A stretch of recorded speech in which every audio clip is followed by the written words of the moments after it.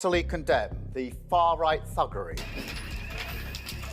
This is not protest. It is pure violence.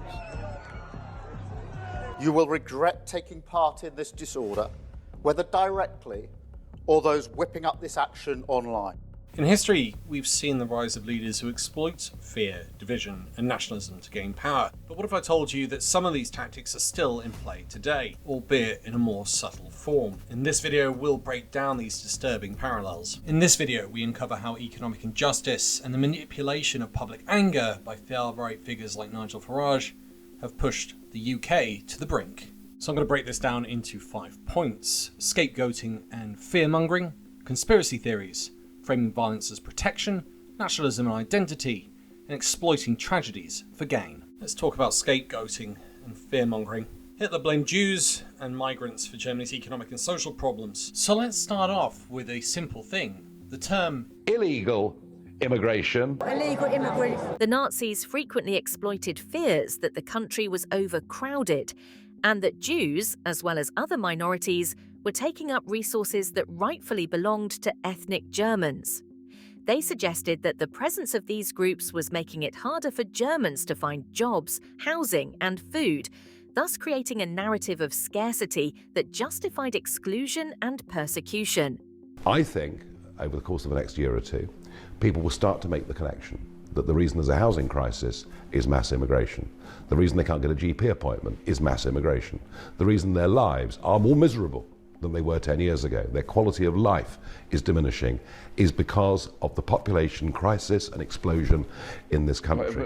Legal immigrants, our schools are crumbling, our hospitals are crumbling, just too many people. Nazi propaganda often emphasized the burden that Jewish children supposedly placed on schools and that Jewish patients placed on hospitals. The regime argued that these minorities were using up resources that should have been reserved for the German people, thus contributing to the justification for discriminatory policies and eventually the Holocaust. We're sinking too many in. So we're starting to see a parallel with what was being said in the 1930s in Germany and what's being said in 2024 in Britain. Let's listen to what these ladies both have to say in full. Particularly say to the government or... We pay 56 million a week just for illegal immigrants accommodation. Without the legal immigrants, our schools are crumbling, our hospitals are crumbling, just too many people. Put it another way, when you got the Titanic and they filled it with too many people, what happened? It sunk. And that's what's happening to England. We're sinking too many in. So what they've said is total 600,000 Brits left the UK last year, 500,000 the year before, and our birth rate currently is dropping, and it's at about 1.56, and you need about 400,000 a year to replace that. And in a capitalist system, your population has to continually grow at a national level for you to sustain yourself, and that's because you've got an aging population, better medical facilities. But I'm going to go into more detail about that at the end. Next, the use of conspiracy theories. Hitler's stab at the back myth suggested that Germany's defeat in World War I was due to betrayal rather than military failure. Today's far-right figures push similar narratives, insinuating that authorities are hiding the truth about the dangers proposed by certain groups. The aftermath of the Southport stabbings that engaged in conspiracy theories about who did this and about whether the police were telling the truth. You said, and I'm quoting here, some reports suggest he, the man charged, was known to the security services. Which reports? This is the problem, isn't it?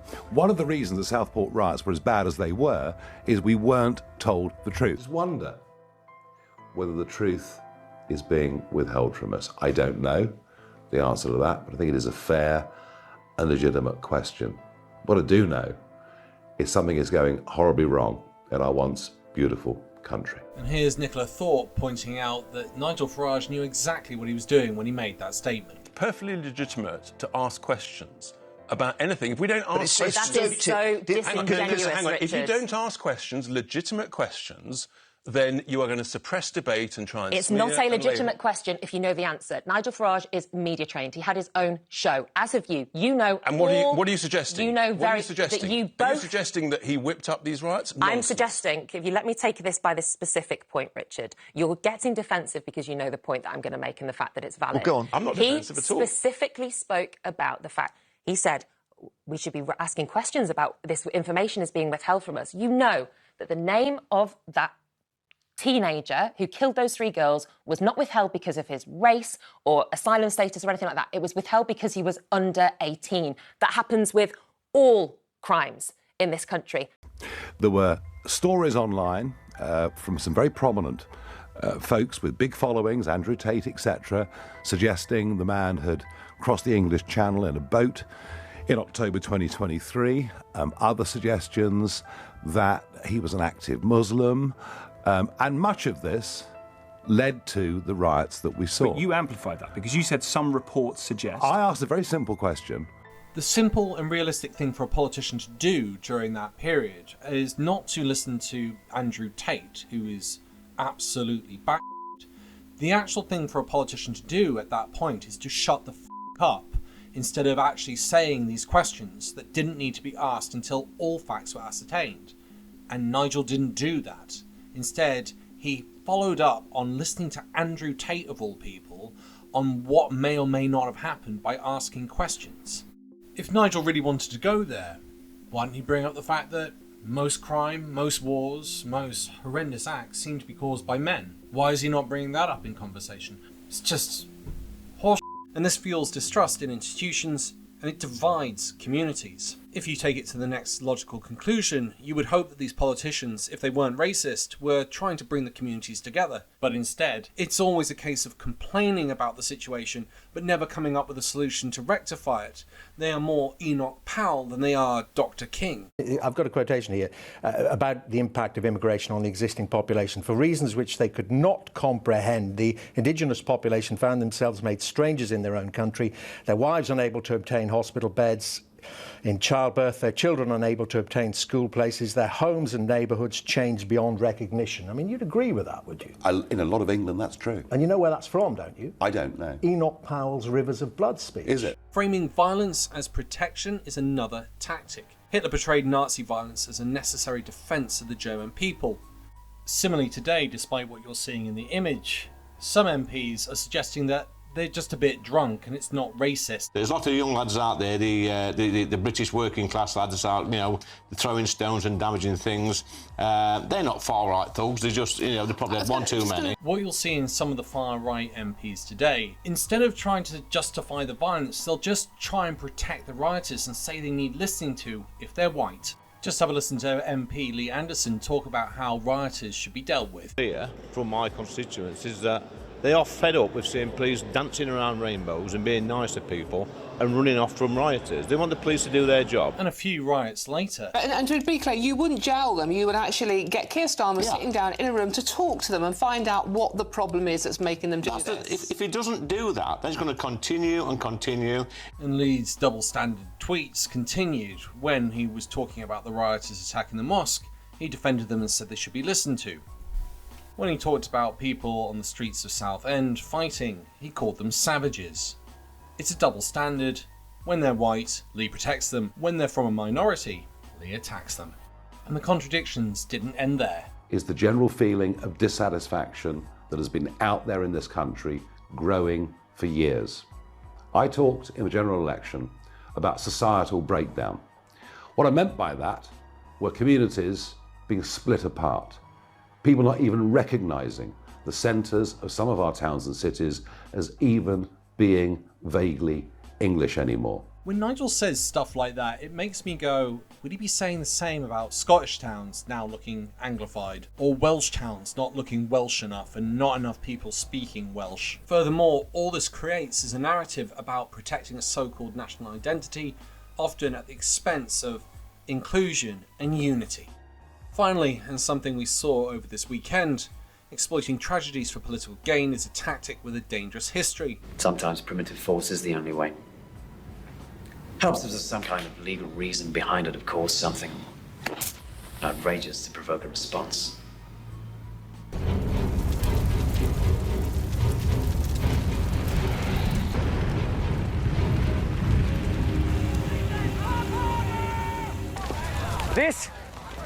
This is a signal from God. We are under siege. The terrorists have opened fire, and we will fire back. Right at the heart of this, some very, very fundamental concerns about societal breakdown in our country. And there is no doubt that we have to address issues like uncontrolled mass immigration and division of our communities. And what I'm looking for is a long-term solution, not just a short-term. I don't know what any of that has got to do with Southport. Don't you?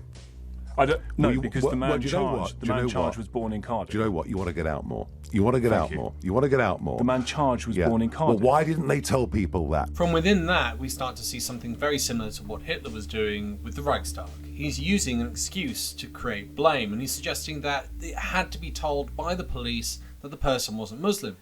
But what if he had been? What if that had been the issue? Is then Nigel suggesting it's perfectly okay to go and do this type of violence? And it still leads back to the point. The guy was 17. He was considered a minor, therefore they can't release information. And Nigel knows that, and despite that, he's still making out as if it's the police's fault. And he's demanding the answers, like a little Napoleon. And then maybe the riots would not have been that bad. You jumped to conclusions, They did not Nigel. tell people. You jumped to conclusions based on having looked at Andrew Tate's Twitter feed or whatever. They did not. Yes, you did hear that right. Nigel Farage, the MP, the politician, the news presenter, the journalist, gets his information now from a sex offender. And I'm not talking about Nigel's friend Donald Trump. I'm talking about the people trafficker, Andrew Tate. To tell people before those riots sparked who he was and where he came from. And if they'd done that, this would have been far less serious. But do you think you could have said in those circumstances, we don't know yet who this person is, so let's not jump to conclusions, let's wait and see. Yes, Nigel, if he'd been a politician, a real politician, could have done that. But no, he decided it would be better to listen to Andrew Tate. And frankly, it's all because, to Nigel, he's full of his own self-importance. And the world is but a plaything to him. At no point in the last week, or in the previous 30 years, have I ever encouraged the use of violence. Oh, really? Really, Nigel? I enjoy my trips to the States with Trump in the White House and everything else. I've enjoyed my life.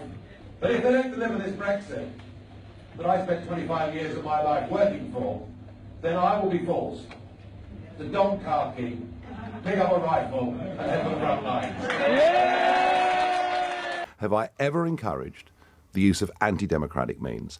And then, not talking at any point about the victims, the poor children that have been killed, or the adults who got stabbed trying to protect them, Nigel makes himself out to be the victim. I have had nothing to do with any form of street violence now or at any point in my career. And people aren't just being arrested for this level of incitement to violence against me, which is utterly baseless, has led to a huge increase in my security uptick. Well, I'm sorry to hear that you have been... No. Crises have always been fertile ground for political manipulation, and the UK is no exception. Let's take a closer look at how economic downturns and social unrest are exploited, with particular focus on both the 2008 financial crash and what's been happening since Brexit. We're red everywhere, essentially, down by 4-5%. We're down over 16%. Dow at the same time has fallen about 18%.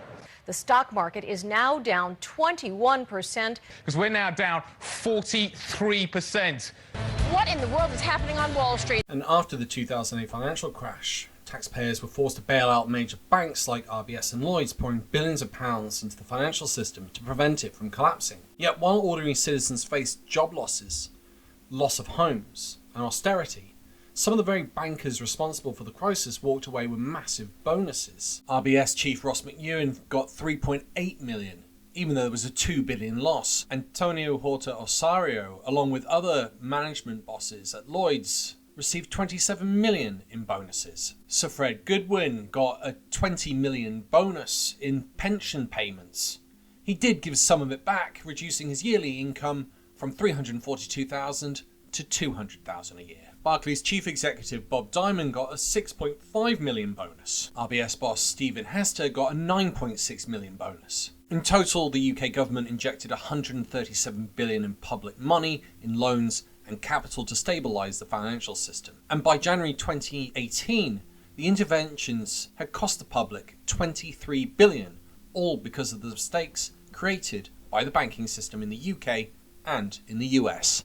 Every politician and executive involved in that crash and crisis should have gone to prison, but instead they bought homes, yachts, and private planes. And despite me reading those bonuses out to you, when have you ever heard anyone from the right side of the argument bring this up? And to be fair, when have you ever heard of any of this coming from Labour? Now, bearing in mind all the devastation that was created from the 2008 crash and how it basically took till about 2015-16 to get the UK back on track, you'd think that the government would be very aware of making sure stuff like this didn't happen again. And yet, economist Gary Stevenson was the one who actually had to point out these issues to Labour and the Conservatives, as well as the IEA, who love trickle-down economics. And trickle-down economics is the idea of allowing the rich to have lots of money and then they'll spend it back into the economy, which we know they don't because they offshore it, which we saw in the Panama Papers. Gary Stevenson, an economist who studied a master's at Oxford in economics, as well as having been one of the most prominent stock traders in the 2000s, had this to say about the furlough scheme that was implemented during COVID and what would happen if you didn't do a wealth tax. Please also note that all the right-wingers seem to be saying don't tax the rich. In the last 3 years, the government's given out £700 billion. That would be enough to give £14,000 to every single adult in the country. Now, if you're going to give out that amount of money, you need to do an analysis of where that money's going to end up. You have to. And at the beginning of COVID, I was screaming out, let's do an analysis of who's going to end up with the £700 billion. The Conservatives didn't do it, Labour didn't do it, the BBC didn't do it. So I did it, and what I found out was that money was going to overwhelmingly end up with the richest people in society. That's enough money to give the richest 5 million adults in this country £140,000 each. What sort of triggered your Damascene conversion? The way I became a millionaire is after the 2008 crisis, I realised that because of a massive growth in inequality, we would basically never come out of that crisis. And I started to put massive bets on that the economy would get worse and worse and worse. And within a year of doing that, I became Citibank's most profitable trader in the world. So, you know, if your job is to look at the economy and analyse it, and your analysis is the economy is going to get worse and worse because of inequality, and then you are judged to be the best trader in the world, I think you have a responsibility to do something about it. And Gary gave out some advice on how to rectify this. Has it been done over a year? Has it? And redistribute it. There are some low-hanging fruit which should obviously be done. You should equate capital gains with income tax. There's no reason why the wealthy pay less on that rate. You should close the loopholes, obviously. But you need to bring in something that will transfer that wealth back. If you're willing to give £700 billion to the richest and do nothing to bring it back, then ordinary families pay the price. £1 billion to the richest people in the country. When the economy is closed, they will spend that money, drive up prices, and ordinary families increasingly will not be able to afford the basics like food and energy. Then have a listen to how a lot of these people on that panel started defending the millionaires, not the poorest and the hardest up. I'm a low-tax, small-state Conservative, and I want to see tax cuts. Do you not accept that all of the downsides to wealth tax is the fact that they've almost everywhere that they've been tried, they've subsequently been reversed? You're talking to somebody who has made millions of pounds by betting that the economy will collapse every single year, OK? And I'm betting on that right now, and I don't want it to happen. And the lady from the IEA you were just listening to, well, the IEA backed Liz Truss, and we know how that went when she tried to implement similar tax cuts to the rich. If we now move to the modern era, we can bring in the fact that the Conservatives have removed the bonuses, therefore linking it to some of the stuff that happened in 2011 to present day.